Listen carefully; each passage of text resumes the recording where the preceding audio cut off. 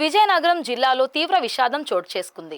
విజయనగరం మండలం ద్వారపూడి గ్రామానికి చెందిన నలుగురు చిన్నారులు కారులో చిక్కుకొని మృతి చెందారు. ఈ నలుగురు చిన్నారులు ఆడుకునేందుకు బయటకు వెళ్లి మహిళా మండలి కార్యాలయం వద్ద ఆగి ఉన్న ఒక కారులోకి వెళ్లి కూర్చొని తెలియక డోర్స్ వేశారు. కారు డోర్ లాక్ పడి పిల్లలు అందులో చిక్కుకుపోయారు. దీంతో ఊపిరాడక కంది మనీశ్వరి, 8 ఏళ్ల బూర్లె చారుమతి, 6 ఏళ్ల బూర్లె జాస్ట్రిత, 8 ఏళ్ల వంగి ఉదయ్ కారులోనే కన్నుమూశారు. చిన్నారులు ఇంటికి తిరిగి రాకపోయేసరికి తల్లిదండ్రులు ఊరంతా వెతికారు. సాయంత్రానికి గాని కారులో చిక్కుకున్నట్టు గుర్తించలేకపోయారు.